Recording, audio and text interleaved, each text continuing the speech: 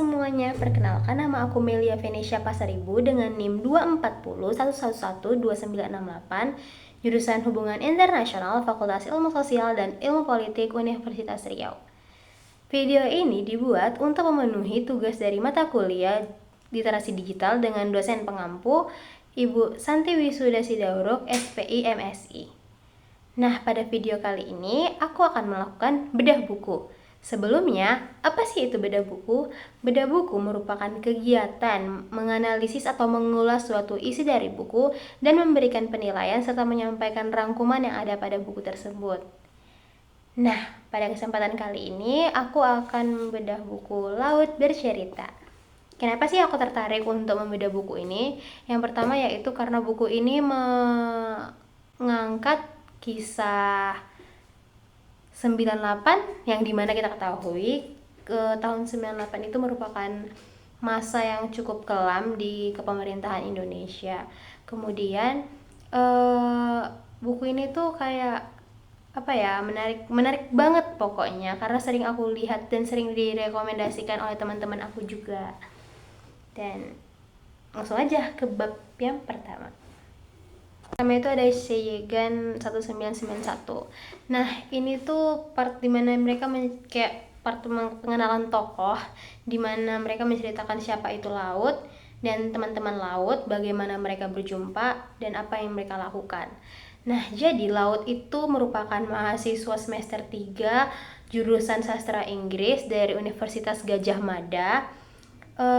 Dia itu tertarik menjadi seorang aktivis, bisa dibilang menjadi seorang aktivis itu karena pernah waktu dia lagi sekolah itu, jadi dia punya guru di mana gurunya ini menceritakan tentang kejadian tahun 65. Mungkin itu juga merupakan topik yang sensitif ya di masa itu. Jadi ketika gurunya ini membahas hal tersebut kepada anak muridnya, beberapa hari kemudian gurunya tuh hilang. Jadi kayak si Laut ini bingung kemana perginya gurunya ini. Jadi dia penasaran, karena dia penasaran kayak dia merasakan ada kejanggalan pada era itu. Jadi dia mulai tertarik, mulai penasaran lah dengan masa tersebut. Kemudian juga kenapa dia tertarik menjadi seorang aktivis, karena mungkin ada tulisan dari buku si Pramudia yang pada masa itu juga menjadi buku yang terlarang, kayak itu tuh gak bisa tersebar dengan luas. Pokoknya bukan buku yang dianggap legal lah pada masa itu.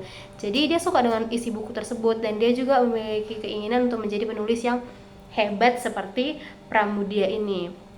Kemudian pada part yang pertama ini diceritakan kalau mereka sedang mencari tempat baru untuk diskusi. Nah, itu diskusi apa? Itu merupakan diskusi buku, tapi bukan sekadar buku-buku biasa, melainkan mereka mendiskusikan buku-buku yang bisa dibilang terlarang pada era itu. Pokoknya mereka membuat forum yang membuat mereka itu sangat bertentangan dengan era Soeharto pada zaman itu. Dan di situ juga dia bertemu dengan Kisah Kinanti. Kisah Kinanti ini merupakan karakter yang menurut aku cukup kuat, karakter yang bisa didefinisikan sebagai independent woman. Kenapa? Karena dia ini benar-benar punya pemikiran yang sangat kritis dan memiliki banyak problem solving ya guys ya. Ya karena balik lagi, biasanya kalau udah jadi mahasiswa itu banyak orang-orang yang cenderung memiliki pemikiran yang kritis ya. Apalagi Kinan ini bukan mahasiswa baru lagi, dan pada saat dia mahasiswa baru pun dia sudah masuk menjadi aktivis tersebut. Kemudian ada juga yang namanya Bram. Bram ini menjadi seorang aktivis juga alasannya karena dia merasakan adanya ketidakadilan di masa era Soeharto itu. Dan itulah singkatnya dari part yang pertama. Next kita lanjut ke part yang berikutnya. Nah, yang bab kedua adalah Asmara Jati.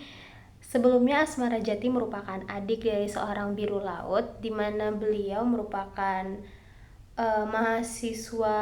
mahasiswa kedokteran.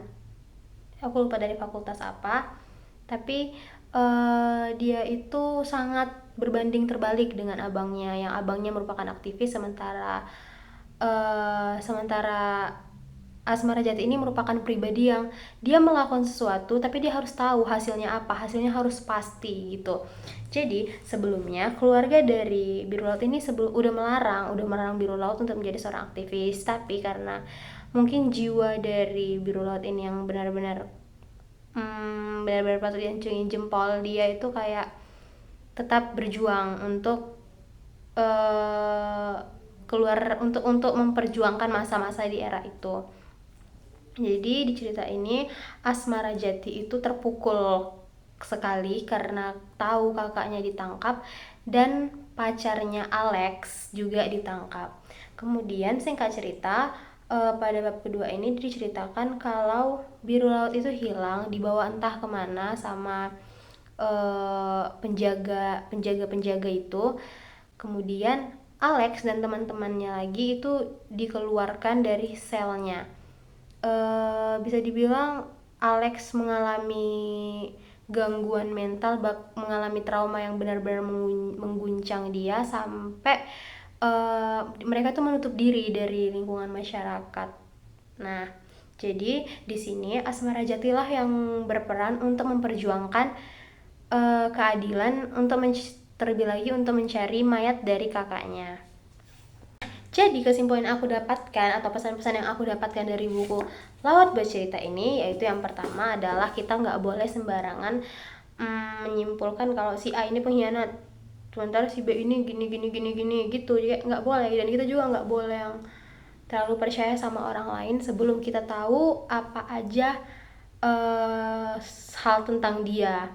Kemudian yang aku suka dari buku ini, mereka bilang kayak untuk mendapatkan suatu keamanan, untuk mendapatkan suatu hal yang besar, kita juga harus siap berkorban. Pengorbanan itu bukan pengorbanan yang kecil, pengorbanan yang cukup besar, bahkan nyawa sekalipun. Dan kemudian aku juga belajar kalau kita sejatuh apapun kita juga harus tetap bisa menjadi apa ya, menjadi orang yang kokoh di tengah-tengah orang-orang yang memang harus disemangatin gitu. Jadi kita benar-benar harus memiliki pemikiran yang kritis, kita harus juga berani melawan, dan kita juga berani melawan ini dalam artian kalau kita tahu kita adalah yang benarnya ya. Dan kemudian dari cerita ini aku jadi lebih terbuka pemikiranku akan suatu hal yang berbau politik. Jadi itu aja mungkin kesimpulan dari aku. Semoga video ini bermanfaat buat teman-teman sekalian dan informatif juga. Bye bye.